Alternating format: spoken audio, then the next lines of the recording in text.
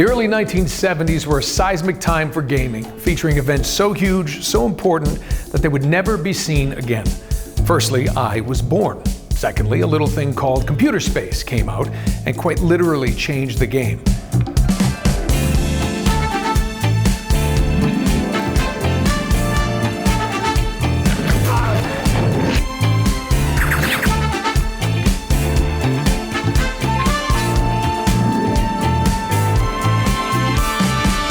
Nolan. It's Alicia talking now. We couldn't afford Nolan for the whole thing. Anyway, Computer Space was indeed the first commercially available, i.e. you pay, video game, and it brought to life the thrills and spills of space battle like never before. Suddenly, everywhere you looked, there was black and white geometry grabbing the attention of people in a way no maths lesson ever could. Unless you were a games developer, of course. I played pinball in a dark arcade in Tucson, Arizona called Spanky's, and they had at least 30 pinball games on one wall, and I played almost every day in the summer of 1975. And then during that summer, this big machine that was called Dune Buggy appeared on the opposite wall, and it was such a surreal looking machine. It was an electromechanical game that used blacklight and had a big moving platter inside of it, physically moving parts. And then after that was Pong. So Pong appeared, and then all of these black and white video games in the 70s basically started populating the other wall in Spanky's, and the pinball machine started to disappear. You saw queues for the original Taito Space Invader machines in pubs. There would be a cabinet in the fish and chip shop. Anywhere where you're likely to hang around. I really loved Williams' Defender. Really nice, beautiful game. By that time in my life, I had already been playing complicated, sophisticated war games and simulation games. It was really not for mass market. And I would sometimes see my friends that I would play with, they would get tired of all of the operational aspects of running a game like that. And they would just sort of drift off and go back to watching television because it was so convenient and so easy to use. But I knew that television was dumbing me down. I thought, okay, how do we make games that have the look and feel of television, but that we don't have to operate ourselves? There were a lot of derivative games as well, like Galaxian and things like that, but it was a very energetic industry. There were a lot of things in those early days, from the arcade machines and then on home machines. When I was 5 years old, in 1978, I was brought up in Hong Kong, so it was quite kind of gadget focused, and my optician told my parents, because I had a squint, to buy this new thing that had just been brought to the market, and it happened to be Pong. The optician said to my parents to buy this machine and get me to play it covering up my good eye and using my squint eye to exercise that eye. And that was my first games experience. When I first saw Wizardry 1, it was as if somebody had brought D&D to life, and seeing this thing, they're like this, basically there's a wizard's cauldron, and seeing these, the steam rise up from the cauldron was whatever amazing technology has really wowed people this year and made them go, oh my God, that's what happened to me. And it was a truly life-changing moment. I knew at that moment that was the thing that I needed to do more than anything else. It was the enjoyment of a new way of interacting. The 70s was a strange time. Everything was brown, for a start, and everyone was legally required to have a moustache. But more importantly, there was an explosion in video gaming almost everywhere you looked, and innovation blew up alongside it. Jerry Lawson's team pioneered swappable cartridges and pause screens with the Fairchild F. Arcade Supremo and Computer Space co-creator Nolan Bushnell entered the home fray with the Atari VCS. Told you there was a lot of brown, meaning that you could play all the hits at home. Kind of. A million other games and machines hit the streets, and generally everything was going great. America even faced a quarter shortage due to Space Invaders. Things were going well. Perhaps too well. When we think of the 1980s, we think big money and even bigger hair. But it was a fictional plumber, not a Wall Street trader, who would show where real fortunes could be found.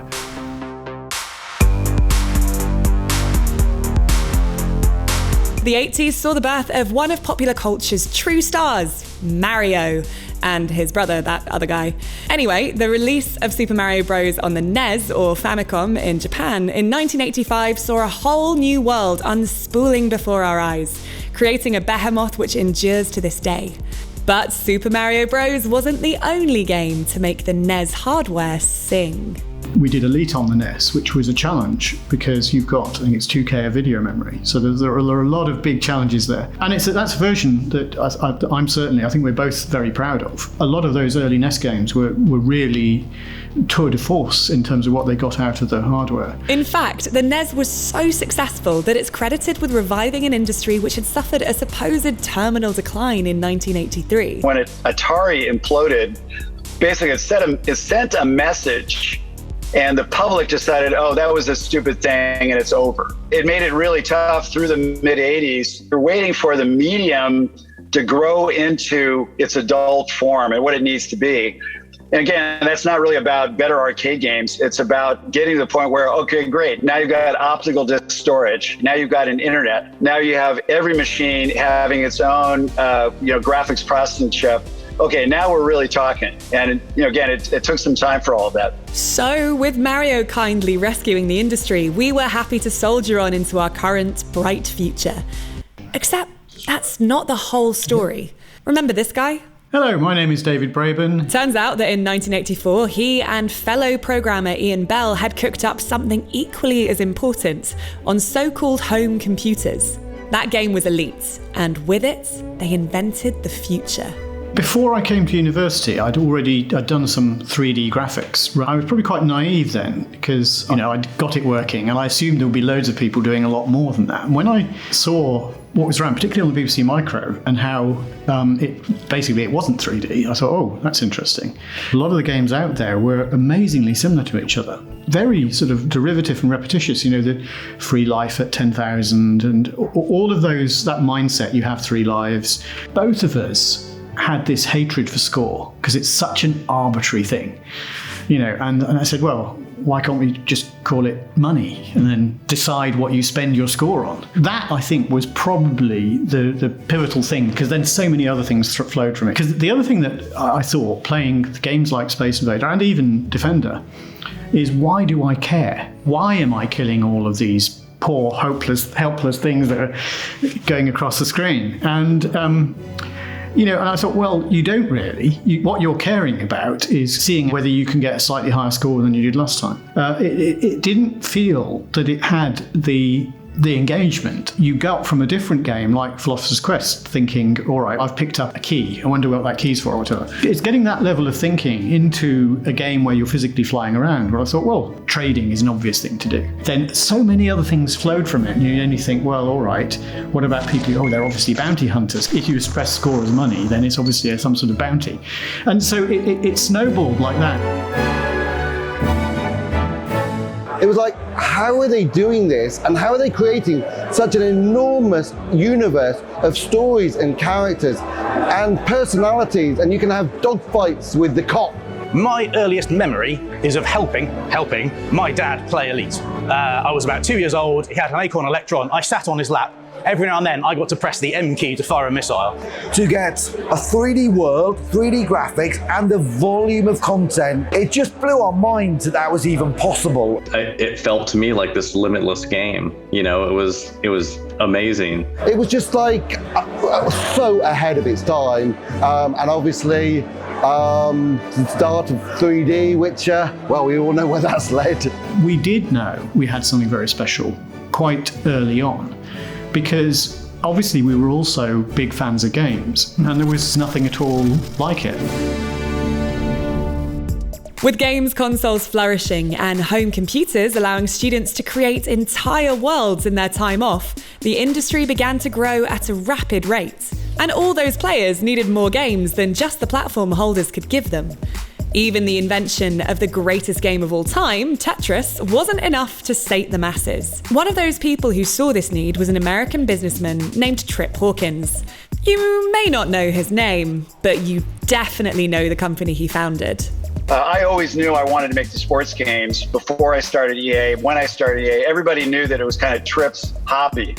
In fact, when I started doing Madden, and it fell behind schedule, and a lot of people thought it was never going to get finished and it wouldn't be very good. And it became known to the company as Tripp's Folly. So, oh yeah, Madden. Whatever happened to that? I heard about Sega's plan to launch the first good 16-bit console, and they were going to launch it in Japan in 1988. And I thought, wow, that would be a good platform for us. And but I didn't want to be part of their licensing program. I never have liked, and I still don't like, these walled garden platforms with these big taxes up front. And so I thought, well, hey, why don't we just reverse engineer the Sega Genesis, and then we can publish our own games.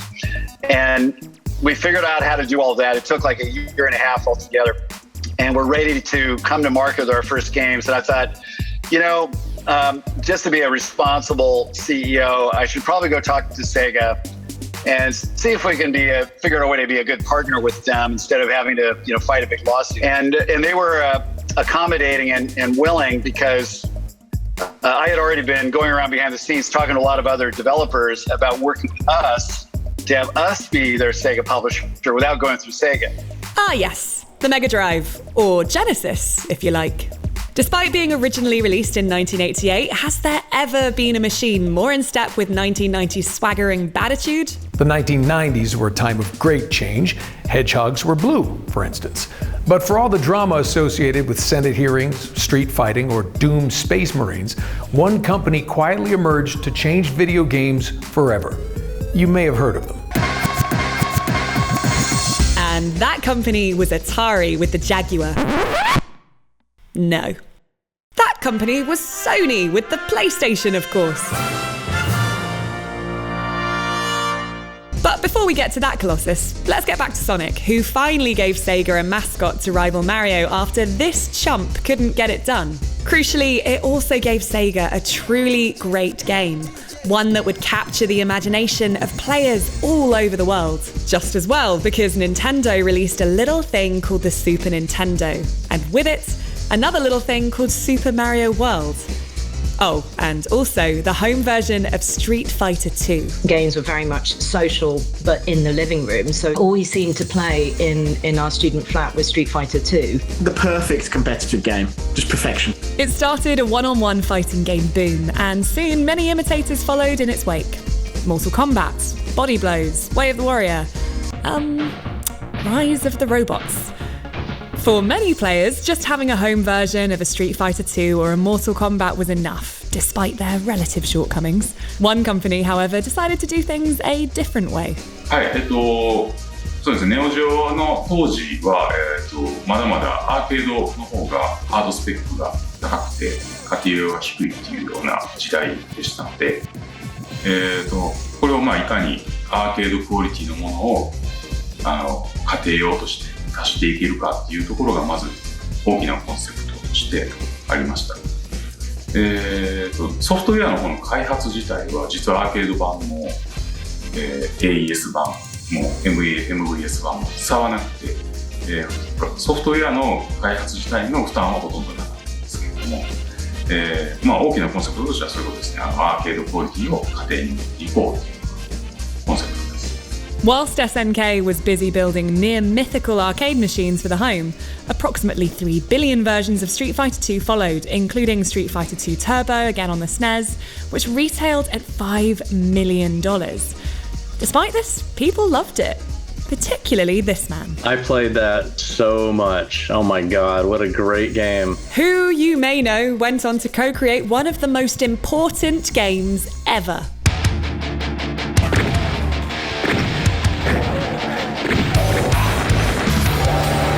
1993 felt to me like a really bad year to be a game developer if you were not involved with Myst or you were not involved with Doom. Because it was like you just knew, no matter which way you looked, that you were suddenly so far behind. And we had a lot of practice before we were making Doom. Like in 1991, we made 12 games. I didn't know that games took years to make because I was making games in a month. But the new stuff, we decided to give it a lot more time to make it really good. And Wolfenstein was the first game that we did that. And then for us, it was like, okay, this proves we spend more time on a game and we release it when it's finished. Good results. And then we did that with Doom. And then with Doom, it was like, okay, let's do that, but let's also make the best thing that we can imagine playing. We were always looking to the next game, to beating the game we just made. So like, even when we were put out the press release for Doom, Carmack in the press release said, Wolfenstein is primitive, Doom is being made the right way. Because that's how we felt every time we made a new game. It's just like, that last game is crap, we got to beat it with this new game. And Doom was really fun, and we definitely did not call it crap. The most important 3D game ever. Doom for me, I found on a shareware disc. I played that with my brother and I played it with my dad. And I think you only had a certain number of levels. There was only like the first section. But I think from the get-go, I just loved the feeling of Doom. You'd had that. It was really interesting musically as well. There was really insistent in the music. Even the noises, I can still remember them now. The noises of those big silver doors going up and down. There's a sound iconography to Doom that I think I will never forget. Doom, of course, upset all the usual suspects who thought video games were warping children's minds via shooting imaginary demons or watching digitized punches. Red blood spurting out. Or seeing low-res FMV on ill-advised CD format add-ons. Even the US federal government got involved because they obviously didn't have much else going on in the 1990s. Soon, however, all that noise would fade into insignificance, as cometh the hour, cometh the bazillion-dollar entertainment and manufacturing company. I'm going to ask Sony Computer Entertainment President of America, Steve Reyes, to join me for a brief presentation.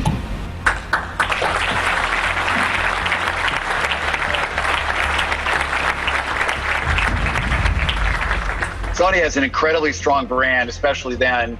You know, even Howard Lincoln, the president of Nintendo, told me later that, wow, it was pretty easy for us as Nintendo to compete with Sega, but Sony's a totally different thing. You know, their brand is so strong. Ken Kutaragi was a brilliant leader who not only designed the chipset, but he also led the business through its early critical stages. And then Sony put $2 billion on the table to start that business.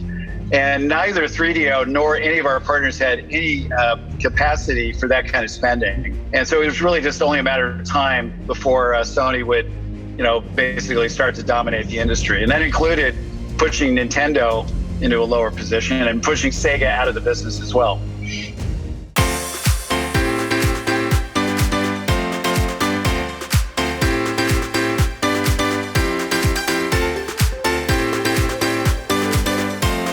The PlayStation was a phenomenon, positioning itself as a grown-up games machine for cool people who went to clubs and such. Oh, the girls love the PlayStation, man, yeah. Oh, yeah. Whilst Sega struggled with the ill-fated Saturn and Nintendo waited patiently for genius designer Shigeru Miyamoto to finish the admittedly quite good Super Mario 64 so they could launch the N64, Sony stole a march with incredible titles such as Ridge Racer, Tomb Raider, Resident Evil, Metal Gear Solid, Final Fantasy VII, and about a million others you know and love today. On the PlayStation and then the PlayStation 2, you've got the golden age of Japanese RPGs. Final Fantasy VII is in the top 5 most important games ever made. Final Fantasy VIII is fun and incredibly stupid, but it shows developers at their most ambitious.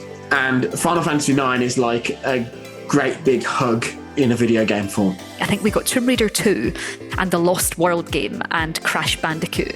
And I think we only had those games for 3 or 4 months. So suddenly those games we just played religiously. We had learned them inside and out. Like, I think my muscles maybe still know that like 27 symbol password to unlock everything in Crash Bandicoot. I have very, very strong memories of playing Crash, playing Tomb Raider, trying to get anywhere in that Lost World game, which was really, really difficult. But it was something that I loved and something that my brother loved as well. So it's something that we shared, which I think was really, really important for our relationship. It wasn't just console players having a brilliant time either. PC owners were being wowed by the Quake series, Unreal Tournament, and genre-defining shooter Half-Life, as well as getting their hands on 3D accelerator cards. 3DFX PC accelerators. So powerful, it's kind of ridiculous. It'll never catch on. Sadly, the 90s was also the decade where video games lost a true icon, with the tragic death of legendary Nintendo designer Gunpei Yokoi in a traffic accident. Yokoi was responsible for the creation of the beloved Game & Watch handheld series, developed the famous cross-shaped D-pad, and was instrumental in the design of the Game Boy. Yokoi's design philosophy continues to be essential to Nintendo's continued success, and his legacy will live forever.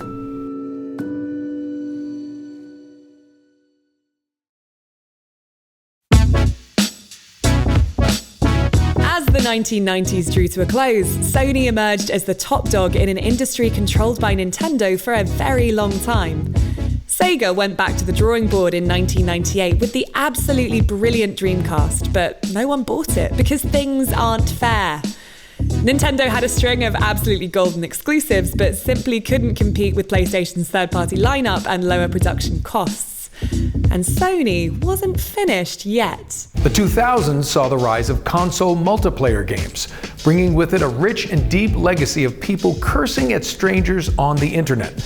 Beyond that, however, a quiet revolution was taking place, one that would change the entire medium. That's right, I was cast in Uncharted.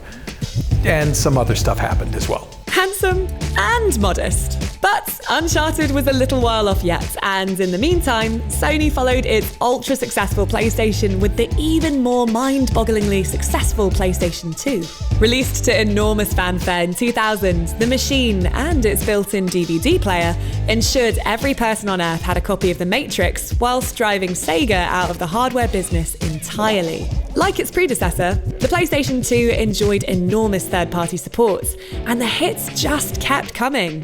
SSX Tricky made snowboarding fun. Metal Gear Solid 2 introduced everyone to what a meme was. Pro Evolution Soccer dominated university dorms in developed countries. And a little game called Grand Theft Auto 3 hit the streets. What I think of when I think of GTA 3 more than anything, believing a video game world, even though it's clearly all smoke and mirrors. And I think the thing that ties it all together in that game is the radio. Tonight, the TV event that will make history, Liberty City Survivor. GTA was really, for me, phenomenally important, and again, because I can't drive, I just drove around. It seemed that Sony could do no wrong, but a vibrant upstart underdog with a market cap of just $550 billion would soon show that the Japanese firm might have missed a trick.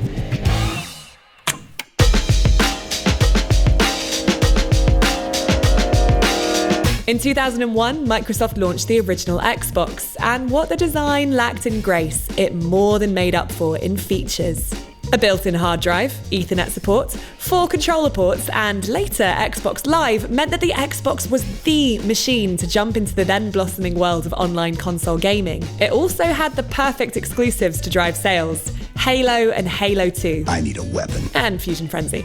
Soon, something which used to almost exclusively be the preserve of PC players was available to anyone with an Xbox, a headset, and a predilection for anger.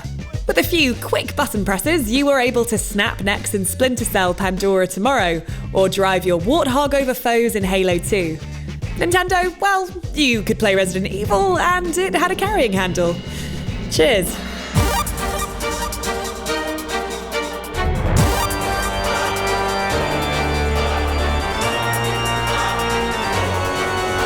As the 6th console generation came to a close, the 7th promised to take things to a new level altogether. Microsoft debuted the Xbox 360 in 2005, building upon the strength of its Xbox Live service with hits like Gears of War, whilst also introducing Xbox Live Arcade. In a big way on the 360, Microsoft justified the existence of downloadable games, and that helped to justify the existence of downloadable add-ons. You look at the start of the 360 generation, and I think Xbox Live Arcade games had to be like under 200 megabytes. And then by the end of that generation, we were downloading full-size games. Multi-disc games like Mass Effect 2 and 3 were available as downloads and stuff. And that's kind of crazy when you think about it. Sony, meanwhile, launched the PlayStation 3 in 2006.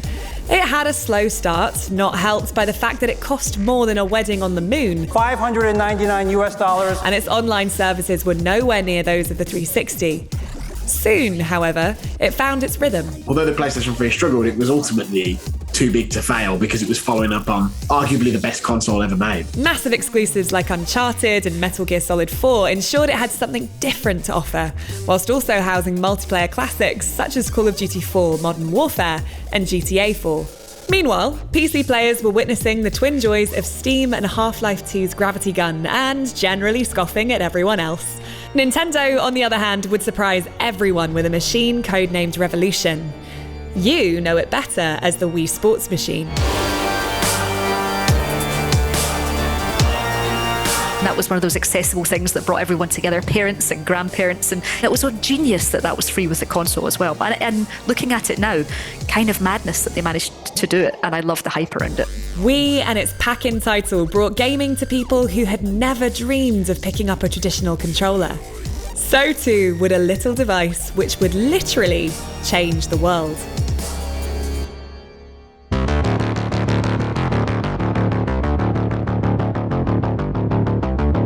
The 2010s?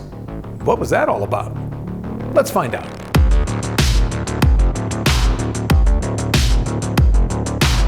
The 2010s, as you'll no doubt remember unless you're not legally old enough to watch this show, was where the App Store asserted mobile dominance. The iOS ecosystem and App Store really was a game changer when that started to mature and people moved away from BlackBerries. The ease of distribution, forget about discovery because that's obviously an issue now, but the ease of distribution for smaller companies making smaller scale games perhaps at that time, I think was a real game changer, literally, particularly in the UK, where you had a lot of people who were using their console games experience, development experience, because we are one of the birthplaces of the industry globally, and bringing that experience and that heritage to other platforms and to other kinds of games. And I have always been a mobile handheld gaming fan. Sony released a console people could develop for, and Microsoft went mad with the TV-focused Xbox One before going unmad with the Xbox One X. Nintendo, meanwhile, launched the hugely successful Switch, a machine which is a testament to the company's philosophy as well as the genius of its late CEO, Satoru Iwata. But whilst the manufacturers were all doing well, it was digital platforms which changed the world. Platform-agnostic games such as Fortnite established dominance. Minecraft continued to be Minecraft. Roblox launched and quietly devoured the world. And social gaming really hit its zenith.